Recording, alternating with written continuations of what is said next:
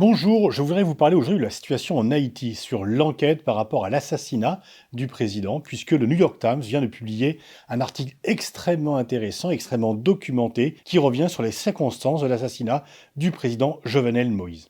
L'article s'intitule Haïti, le président haïtien dressait une liste de narcotrafiquants. Ces tueurs l'ont saisi. En effet, dans la nuit du 6 au 7 juillet 2021, on en rappelle, Jovenel Moïse, qui était le président de la République d'Haïti, a été assassiné dans sa résidence. C'est quand même assez rare que le président soit assassiné dans sa résidence.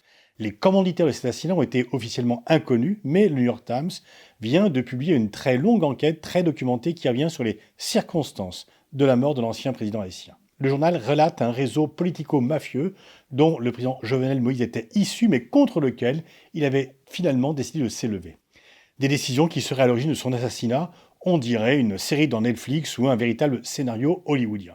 Jovenel Moïse succède en 2017 à Michel Martelly, qui a été président de 2011 à 2016, après un report des élections présidentielles et intérim d'un an du fait d'irrégularités dans le scrutin.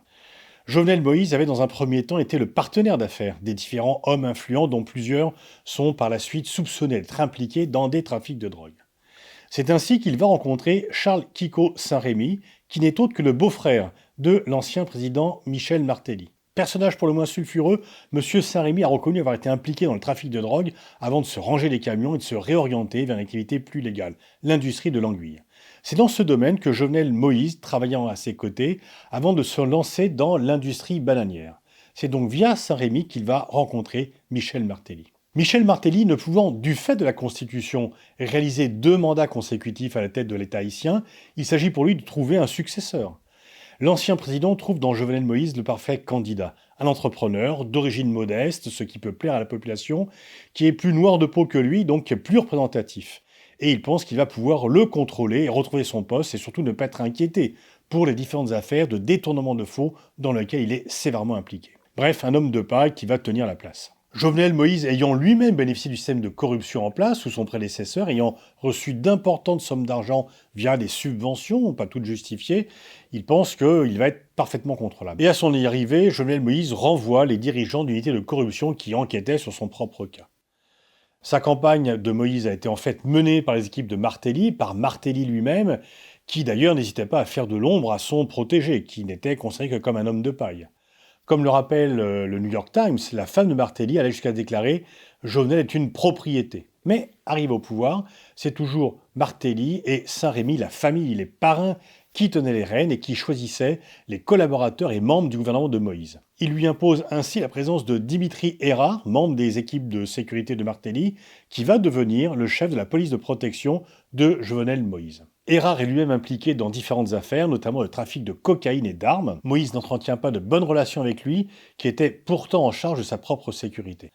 En février 2021, Hérard prétend avoir déjoué une tentative de putsch à l'encontre de M. Moïse.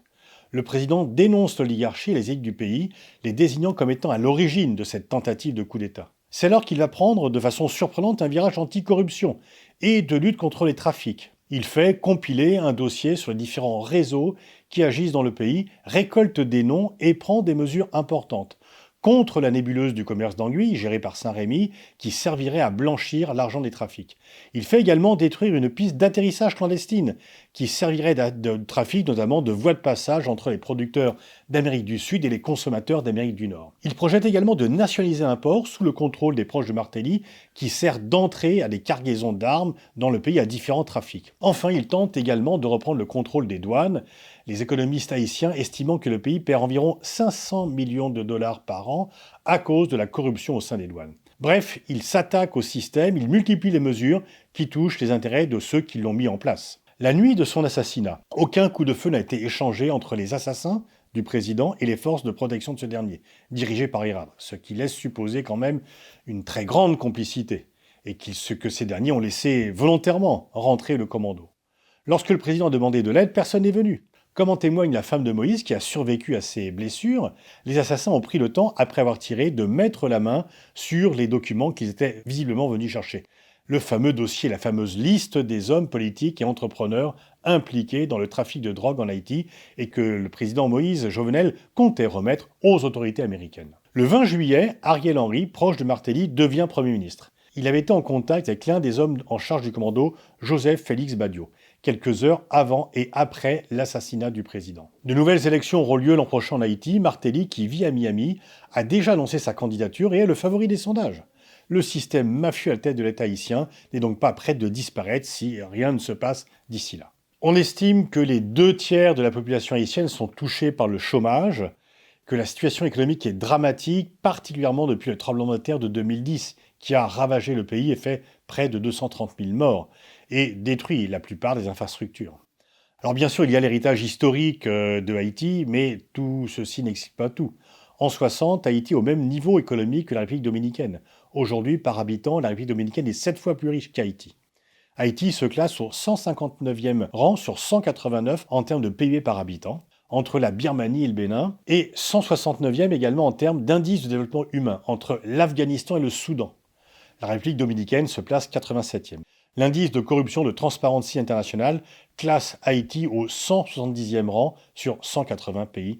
Et donc tout ceci explique pourquoi les parrains qui étaient à la tête du pays ont assassiné le président qui s'était révolté contre ceux qui l'avaient mis en place. Donc cette population où il y a d'innombrables talents ne peut pas développer son énergie, ne veut pas développer ses talents, ne peut pas participer au développement du pays du fait de la mise en coupe réglée de gangsters et de mafieux qui sont à la tête de l'État. Tous les faits que je vous ai rapportés sont issus d'une formidable enquête parue dans le New York Times, très documentée, qui raconte comment effectivement Haïti vit sous la coupe réglée de trafiquants et que évidemment c'est bien sûr la population qui en est la principale victime.